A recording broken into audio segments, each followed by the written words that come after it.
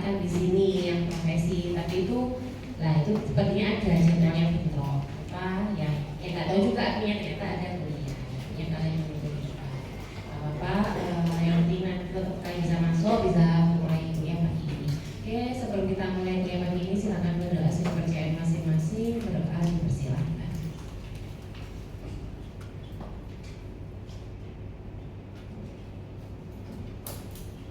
Udah ada dicukupkan. Ini nanti kalau yang belakang tidak terlihat tulisan saya, slide saya silakan maju. Entah di sebelah mana pokoknya maju. Ya, soalnya saya ada informasi belakang itu sama dari kemarin. Ya, terus informasinya sudah di tag sendiri kayak gitu ya. Gak apa-apa gantian ya. Yang belakang bisa di depan. Ini selasarnya kan masih ada ruangan sebelah-sebelahnya, itu bisa diisi ya. Pagi ini kita memang akan dengan topiknya tumbuh kembang ya Dek ya, ditambah dengan erupsi gerigi. Di sini ini sebenarnya konsep dasar aja, pertumbuhan dan perkembangan. Mungkin sudah pernah dibahas. Di sini tumbuh dan kembang. Kalau tumbuh itu pertambahan ukuran dan jumlah sel. Jadi di sini prosesnya itu dinamis dan kuantitatif, jadi bisa diukur. Jadi misalnya tinggi badan kayak gitu dia bertumbuh, jadi dia bisa diukur itu. Kalau dia berkembang itu peningkatan fungsi berbagai organ. Di sini juga biasanya kondisi psikologis dan perilaku seseorang itu tampilannya seperti itu. Jadi perkembangannya itu kembangnya seperti itu. Oh, anak segini itu bisanya apa, psikologisnya seperti apa, perilakunya apa, seperti itu. Ini konsep tumbuh dan kembang dulu ya. Kemudian di tubuh itu jaringan utamanya ada 4. Oh ya, nanti ini slide-nya saya berikan setelah ini ya. Saya belum memasukkan sitasi di sini, jadi saya baru bagi dulu sitasinya, baru saya kasih jual ya. Oke, jaringan utama tubuh itu ada 4. Ada jaringan neural, somatik, limfoid, dan genital. Jaringan neural ini pertumbuhan jaringan neural selesai pada usia 6 sampai 7 tahun. Untuk jaringan somatik di sini termasuk otot dan tulang. Itu ada perlambatan selama masa kanak-kanak, tapi dia akan mengalami percepatan saat berbebas. Ya. Untuk limfoid dan genital, jaringan limfoid berkembang dari akhir masa anak sampai dewasa yang mengalami penurunan ketika jaringan genitalnya itu mengalami percepatan. Jadi tandanya seperti ini. Oke, kemudian fase tumbuh kembang. Di sini ada fase prenatal dan fase postnatal. Fase prenatal ada periode ovum, embrio, dan fetus. Untuk postnatalnya ada postnatal maksimal dan postnatal mandibular. Oke. Nah, ini untuk perkembangannya ya. Kalian bisa lihat untuk anak usia 2 sampai 5 tahun. Di sini dia bisa apa? Motoriknya apa, dia bisa berlari, umur 2 tahun, dia bisa melompat, melihat, memegang. Jadi tiap anak kita harus tahu, oh anak ini tuh sesuai usianya anak ya. Kalian gak harus yang tahu, oh seperti ini, ya gak apa-apa, itu mungkin belum kompetensi kalian. Tapi kalian harus sadar, ketika pasien yang datang itu, menurut kalian itu bukan termasuk anak yang normal, entah usianya, entah perilakunya. Itu sudah warning buat kalian. Jangan sampai itu kelewatan deh. Ada beberapa kelainan itu yang diikuti dengan kelainan sistemik soalnya. Ya, kalau tindakan kalian ternyata kontraindikasi ya jangan sampai. Itu yang perlu diperhatikan. Jadi kadang jangan gini juga terlalu negatif thinking. Oh ini anaknya kayak gini, ini berarti beraktif. Oh anaknya kayak gini, padahal anaknya ya nakal biasa kayak gitu. Jadi kalian harus tahu tanda-tandanya seperti apa. Biasanya kalian bisa tanyakan, ada speech delay nggak Bu? Dia ngalamin speech delay nggak Bu? Terapi nggak Bu? Karena orang tua juga ada orang tua yang dia itu denial atau bahkan menutup-nutupi ada. Itu harus kalian tanyakan. Ini paling nggak untuk tumbuh kembang anak usia 2 sampai 5 tahun, di usia di bawah 5 tahun kan harus tahu seperti apa. Dia harusnya sudah bisa berjalan di usia berapa. Kalau kalian tahu di usia 4 tahun dia ngomongnya masih nggak jelas, itu kalian harus tanyakan juga. Itu terapi nggak Bu? Kadang orang tuanya nggak akan bilang kalau kalian nggak nanya. Karena mereka kenapa khawatir anaknya nggak kalian tangani. Jadi mereka sudah punya konsep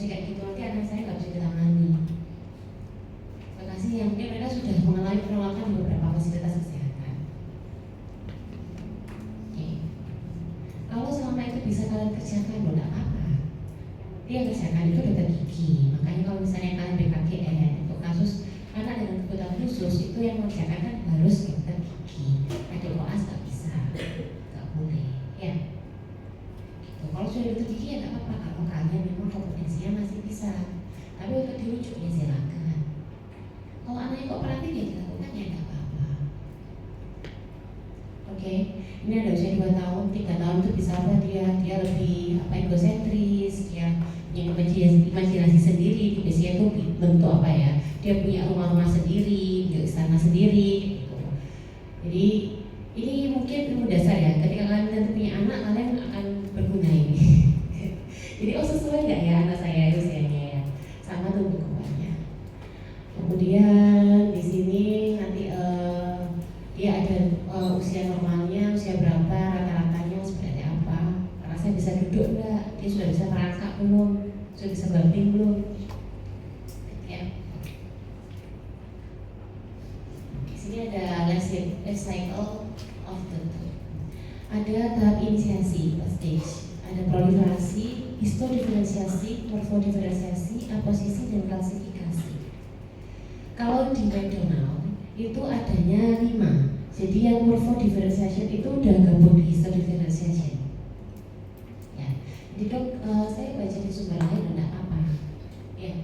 Kalau baca di sumber lain seperti itu enggak masalah. Yang penting tahu konsepnya. Oh, ini seperti apa sih tahap ini? Stage itu apa?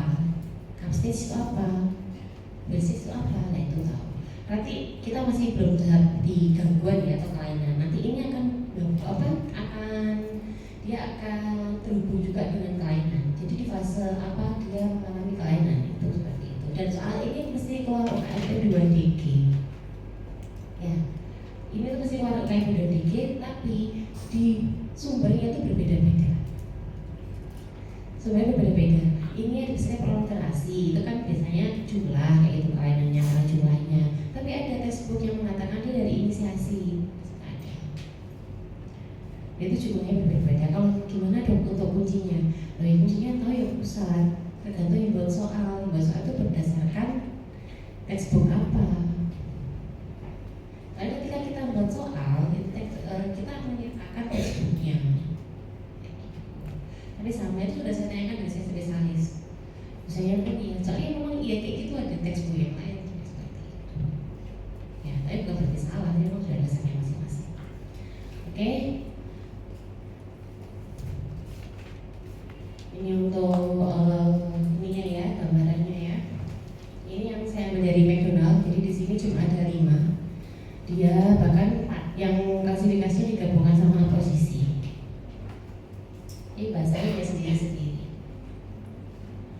Di sini inisiasi merupakan tahap permulaan terbentuknya pucuk bat dari jaringan epitel logam mulut yang disebut epithelial bud stage. Di situ ada 10 tooth buds pada masing-masing rahang yang merupakan benih gigi sulur. Jadi gigi sulur itu jumlahnya berapa sih dek? Gigi di sini dulu dalam rongga mulut 20. Kalau gigi permanen 32. Terus hafal ya, itu dasarnya ya. Kalau kalian sudah salah nyebutkan nanti belum tentu masyarakatnya percaya sama kalian. Ya, oke. Nggak apa-apa kalau kalian masih di awal kayak gini, coba dibiasakan untuk ingat-ingat itu. Kemudian ingat-ingat, jangan lupa kalau SL itu kalau misal belum yakin giginya dihitung. Nggak apa-apa, yang penting nggak salah. Ya, kami tidak menyalahkan kalian menghitung kok. Yang namanya juga masih belajar. Kalau sudah salah gigi, kalian salah. Maksud kalian itu benar dari A sampai Z. Karena dia tidak mengerjakan. Ya kan perintahnya di gigi 85, kamu kerjakan di 75, jelas salah. Atau di 74. Yang sering salah itu di gigi 6. Kalau kalian berhadapan dengan phantom mixed dentition, itu keliru 6 sama 5 itu sering keliru giginya. Gigi 6 permanen sama gigi 5 nya disidui itu keliru. Ya. Jadi kalau memang merasa saya kayak amannya hitung aja. Di sini saya jadikan patokan itu gigi caninus. Nah ini mesti 3. Ya, caninus kan beda sendiri. Ya, caninus kan mesti 3. Jadi udah. Karena I itu kadang kalau udah ujian udah bingung sendiri itu bentuknya sama, mau hitung tengahnya nanti saya salah hitung tengahnya, ya udah pakai gigi 3. Gigi C. Ya terserah kalian sendiri itu gimana, enaknya ngitungnya gimana. Tapi kalau bisa jangan sampai salah gigi ketika kalian ujian apapun. Ya, komportemen apapun kan ada gigi apa, seperti itu. Itu makanya sampai nanti kalian ujian pun akan bertemu soal seperti itu. Ya. Kemudian gigi sulung mulai terbentuk usia 8 minggu intrauterin. Gigi permanen terbentuk saat fetus usia 17 minggu intrauterin sampai usia 5 tahun. Di sini kan stage pembelahan dari sel dan perluasan dari organ enamel terbentuk pada minggu 9 sampai 10 intrauterin. Tampak 3 struktur: enamel organ membentuk enamel, dental papila membentuk dentin dan pulpa, dan dental folikel membentuk cementum, periodontal ligamen, dan tulang alveolar. Di sini mungkin strukturnya bisa kalian hafalkan ya, jadi yang bentuk dentin itu apa, enamel apa, kemudian cementum, periodontal ligamen itu apa. Kemudian ada histodiferensiasi. Di sini masuk stage. Sasa epiter terus melakukan vaginasi dan semakin dalam sampai enamel organ menjadi berbentuk bel. Terbentuk pada usia ke-11-12 intrauterin. Terdapat 2 karakteristik. Inner enamel epithelial cell membentuk mahkota gigi, kemudian memanjang dan berdiferensiasi ke dalam ameloblast untuk menjadi enamel forming cell. Selanjutnya bagian dalam organ enamel yang menjadi ameloblast dan sel perifer dari organ dentin pulpa yang menjadi odontoblast. Ini ada morphodifferentiation, makanya di sini dia masih masuk dalam stage ya. Jadinya dia ada salah satu textbook yang tetap jadikan satu mereka. Di sini ada tahap dendrogenesis dan amelogenesis. Di tahap dendrogenesis, sel-sel dental papila berdiferensiasi merangsang odontoblast membentuk dentin. Kemudian sel membentuk gigi tersusun sedemikian rupa dan dipersiapkan untuk menghasilkan bentuk dan ukuran gigi selanjutnya. Untuk amelogenesis, ameloblast memulai sekresi, terjadi sintesa enamel protein, amelogen mengendap, matriks enamel mengalami mineralisasi, kemudian maturasi menjadi enamelin, kandungan mineral dan kandungan air dan bahan organik resorpsi, space antar HA menjadi lebih kecil dan permukaan enamel menjadi halus. Itu kalau HA itu hidroksiapatitnya.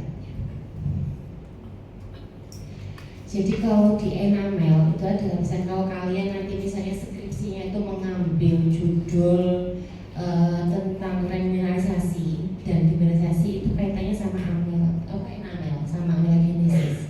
Jadi dia di situ ada rangkaian hidroksiapatit, ada bagaimana pembentukannya, kandungan apa, prosesnya, remineralisasi seperti apa, seperti apa, itu ada.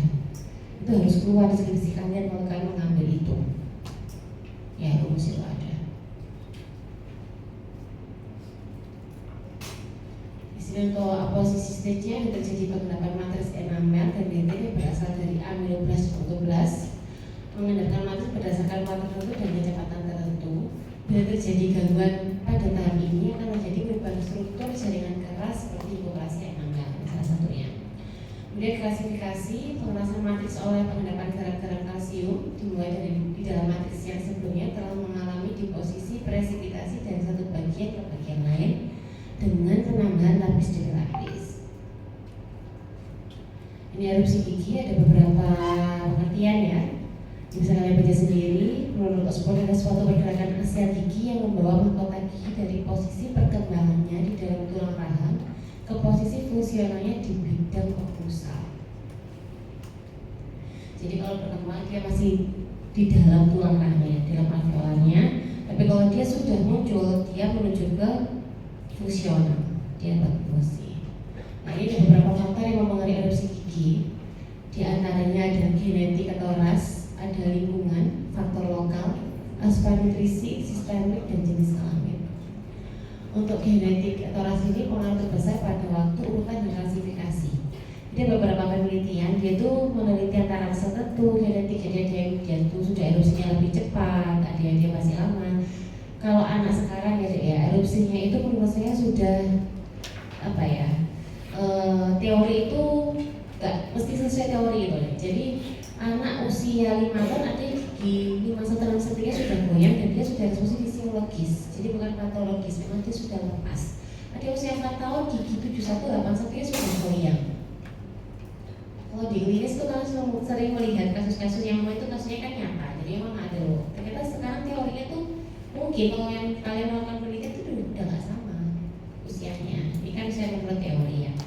Jadi kayak misalnya dia itu ada pasien datang ke saya, kaki dia goyang bawah 7181 nya goyang.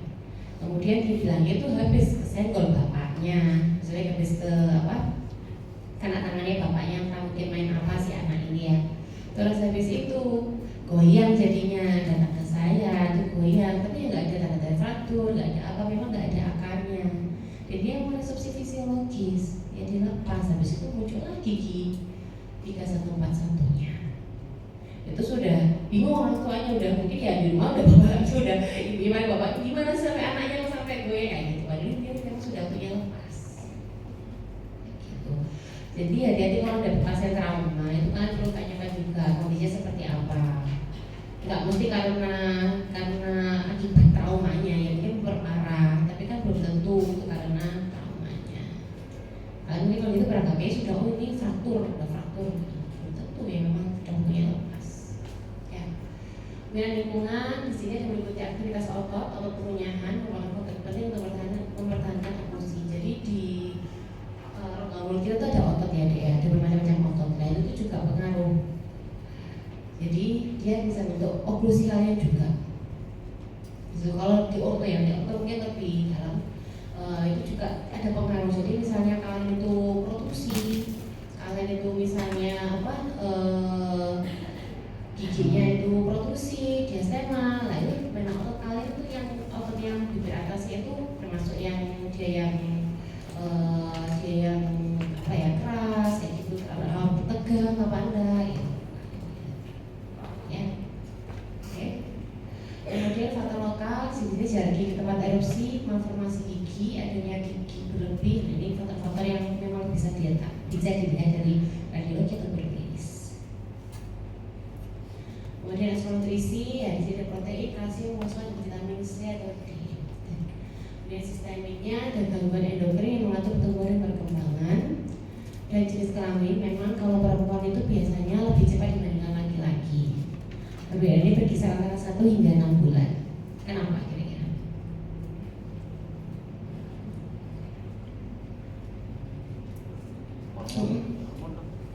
Ya hormonnya berbeda.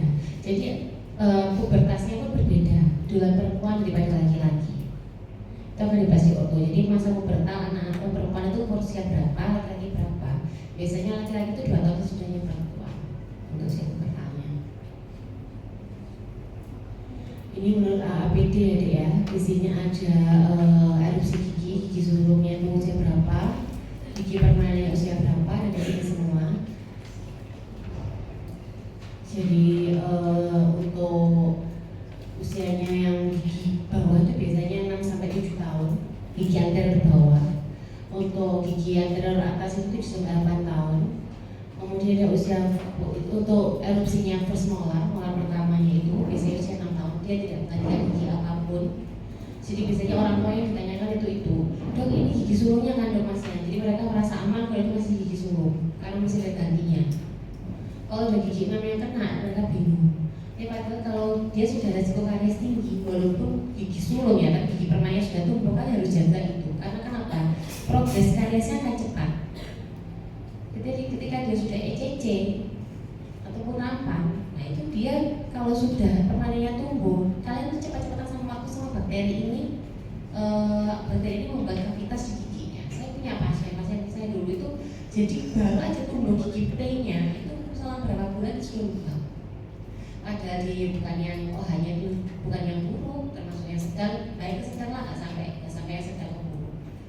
Kemudian dia juga asupan nutrisinya menurut saya juga bagus, dari keluarga yang cukup, nggak ingin konikal juga, dan itu kemudian dari bakterinya. Tapi kita nggak ngomong pemeriksaan itu memang. Nah itu ada resiko karies nanti. Kalian dapat materinya tidak KGFT ya? Kalau resiko karies, soalnya nanti kalau lihat itu dari resiko karies, semuanya itu sebenarnya seperti apa? Jadi hati-hati kalau dapat pasien seperti itu. Oh seperti ini ya, kalian harus lakukan tindakan preventif secepatnya. Tapi kalau aplikasi full itu dilihat dari tabel risiko karies itu.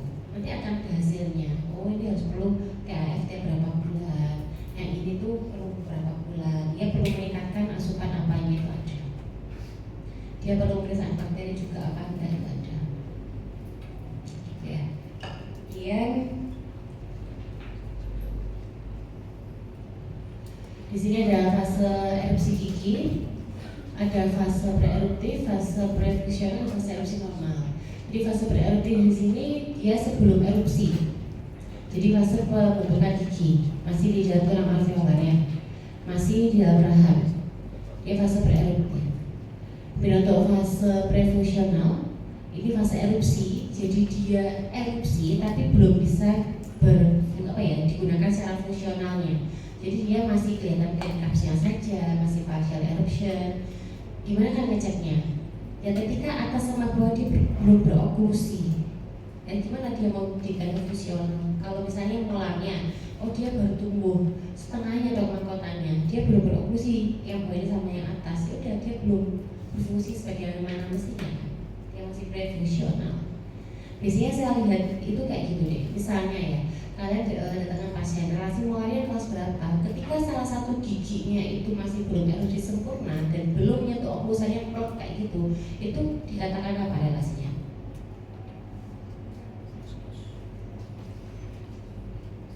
Nanti dikatakan apa?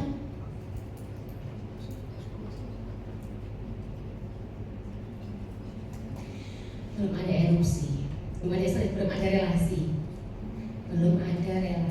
Jadi di sana kan relasinya molar permanen ya, molar permanen. Jadi belum ada relasi di sana. Relasinya kelas 1, 2, dan 3.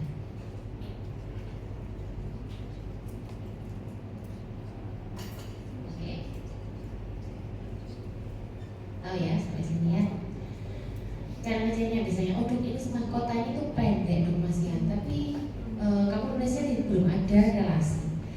Tapi jangan salah, ketika dia ternyata oklusi, dia itu sudah nempel sama apa sama bawah, sudah plot. Lalu kalian tunggu erupsi sampai seperti apa? Sudah nggak bisa erupsi lagi ya, memang sudah seperti itu. Dia mahkotanya pendek, berarti dia kehilangan apa? Mahkotanya atas pendek, bawah pendek, mahkotanya gigi molarnya. Berarti dia kehilangan apa? Tapi dia sudah beroklusi. Kehilangan dimensi apa? Itu diulang lagi. Kehilangan dimensi apa?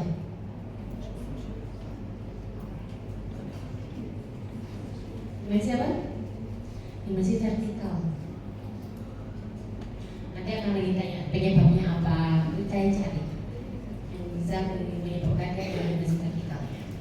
Ini fase erupsi normal. Ini salah tulis ya. Nah, ini nasional.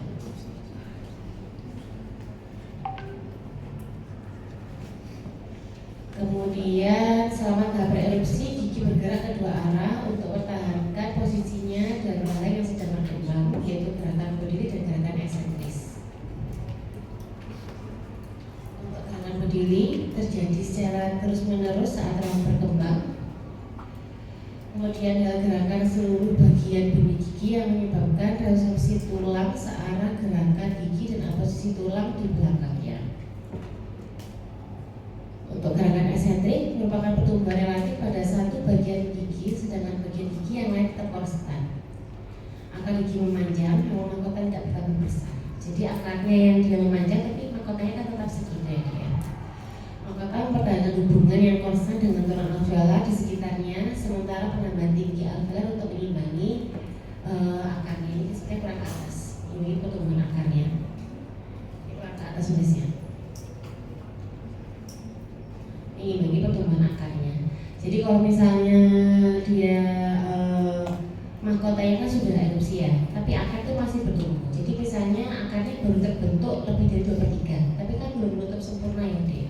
Nah itu dia mahkotanya sudah mempertahankan dia di posisinya, tulang alveolarnya di posisi yang normalnya, tapi akarnya tetap bertumbuh. Tapi dia nggak naik kan, nggak eksklusi, dia tetap di posisinya. Oke, sekian dari saya. Ada ditanyakan?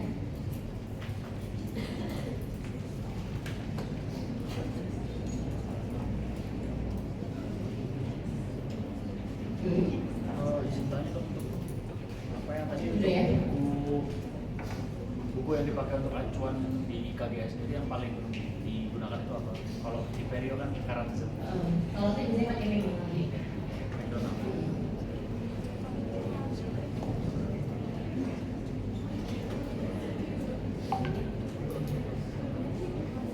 Bukan di ayam ya. Every.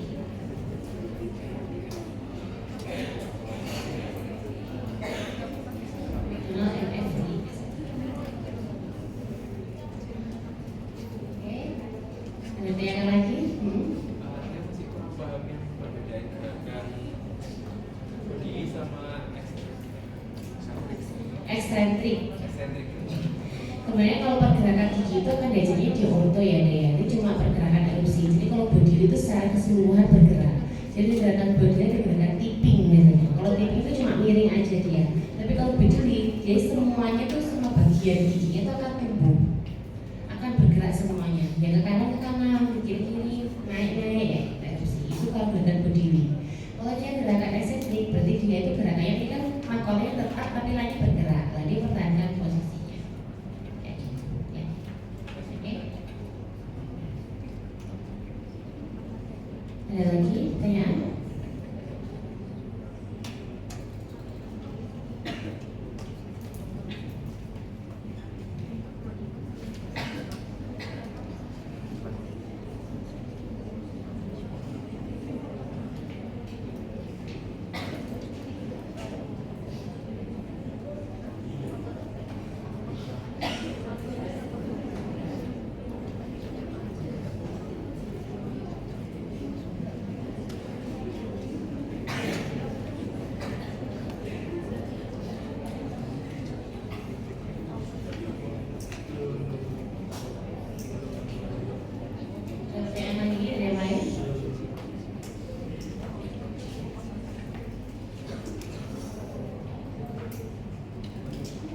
DK-nya ini kapan?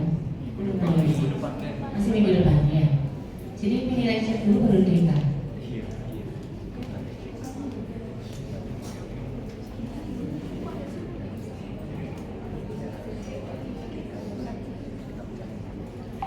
Pertanyaan lagi tidak? Saya mau beri tugas ya dia. Saya akan memberi tugas. Ya. Jadi tugas ini untuk kalian sedikit sebenarnya, tapi untuk dikumpulkan tetap ada nilainya dari saya. Oke? Tugas yang pertama. Tugas yang pertama, tolong kalian buat waktu erupsi gigi, desidui dan permanen. Tapi buat sendiri ya, bukan ngeprint. Ya, terserah gambarnya mau kamu untuk gambarnya saya nggak bisa gambar, saya tempel nggak apa-apa. Mau kalian bentuk seperti apa terserah kalian. Karena nanti akhirnya akan saya minta kalian itu menggantung di kamar kalian. Tapi perlu dikumpulkan. Soalnya nanti akan sampai kalian itu akan ingat itu terus. Ya, silakan buat terserah kalian kreasi kalian seperti apa. Tapi buatan tangan.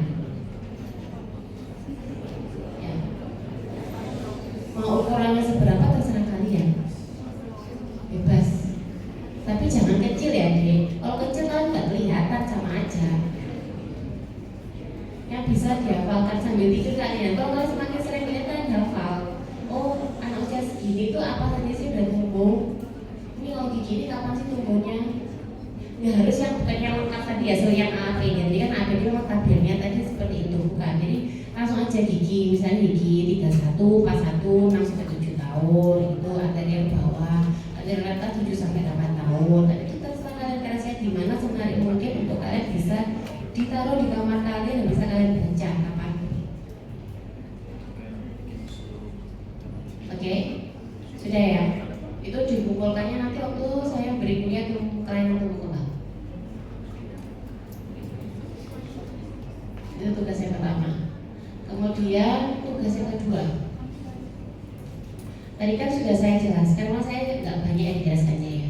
Sudah saya jelaskan tentang fase, tentang ini life cycle-nya pertumbuhan gigi ya. Ada birth stage, cup stage. Nah, itu tolong kalian tuliskan. Kan itu nanti akan ada mungkin ya di di BPL. Tapi kalau saya kalian tuliskan tentang tahapan-tahapan itu sudah mulai dikumpulkan dari sekarang dan dipelajari tentang gangguan-gangguannya. Jadi sebelum saya jelaskan, nanti itu bisa kita bahas waktu kita ML yang kedua. Jadi inisiasi itu apa sih, gangguan yang bisa muncul di inisiasi? Waktu proliferasi itu apa aja gangguannya? Nggak harus banyak lubuk, nggak apa-apa. Tapi kalau enggak, kalian sudah belajar tentang itu. Oke, paham sampai sini ya tentang itu.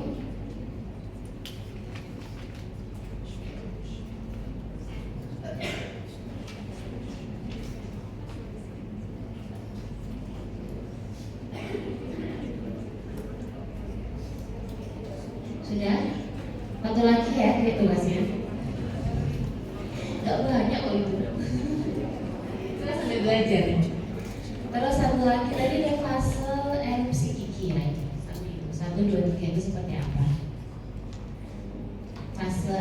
Fase pre-eruptif seperti apa?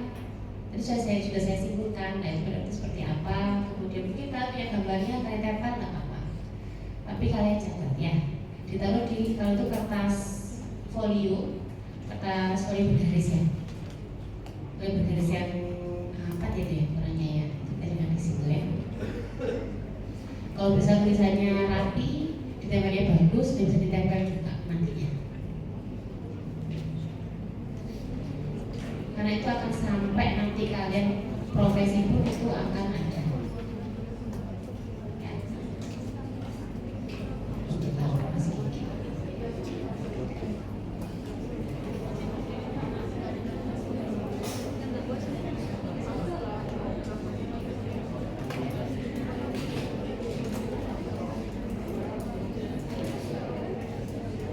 Oke, sudah jelas?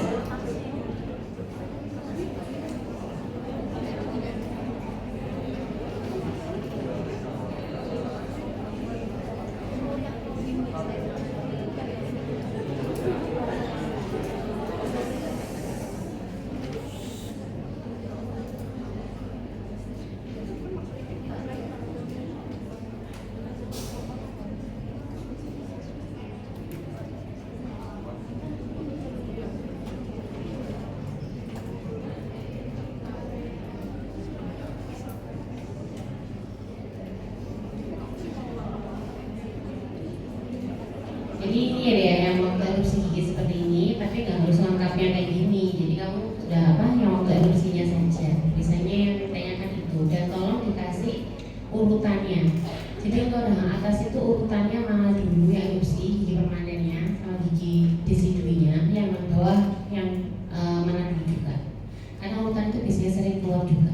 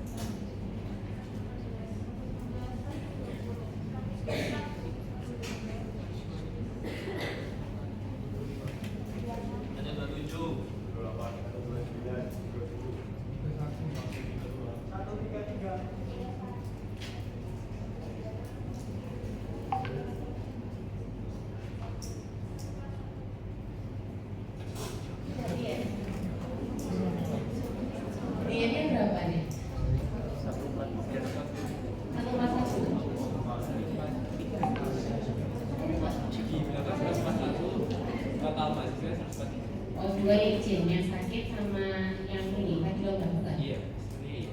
Iya.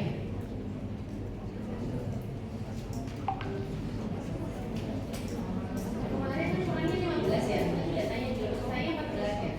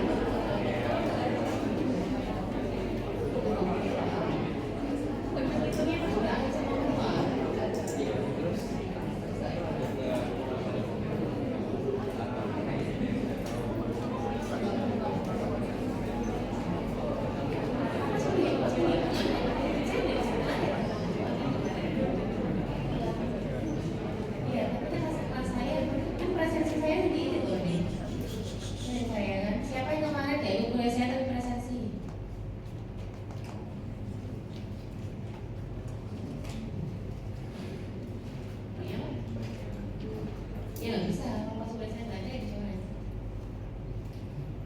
Ya. Dan kalau misalnya dia seharian nggak datang ya dia coret semua.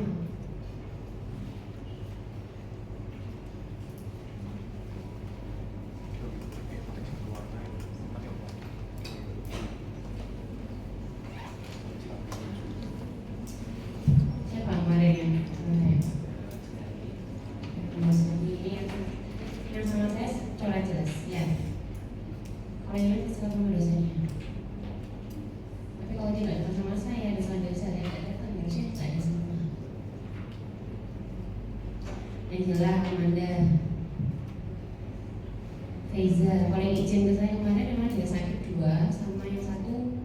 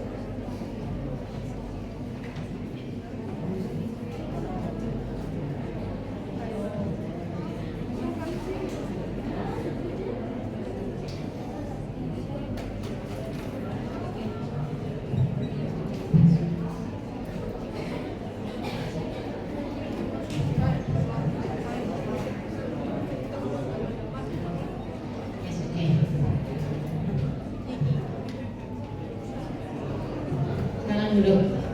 Oke, untuk nama-nama yang saya panggil, nanti tolong tulis saya salah kuliah ini ya. Angela Sally, untuk Amanda izin masih ikut lomba. Feiza udah masuk belum? Ini sakit belum masuk ya? Udah masuk belum? Feiza sudah masuk, oke. Kemudian Filianti, Aisyah, Maira, Septiara, Farah Putri, ada Nadia, Safira, Sarah Devina, Najwa, jadi sudah masuk belum? Belum ya. Nida, Sasmi tadi ada ya, sama Duliana. Oke, untuk kuliah manajer pada pagi hari ini saya cukup ya. Tolong tugasnya dikerjakan dengan sebaik-baiknya, dikerjakannya dengan lapang dada ya, jangan deg-degan. Dikerjakan dengan lapang dada, dikerjakan senang-senang. Jadi sebenarnya nanti sesuai gambaran hati kalian nanti hasilnya itu ya. Nah, saya bilang kerjakannya dengan lapang dada dan senang-senang ya. Oke,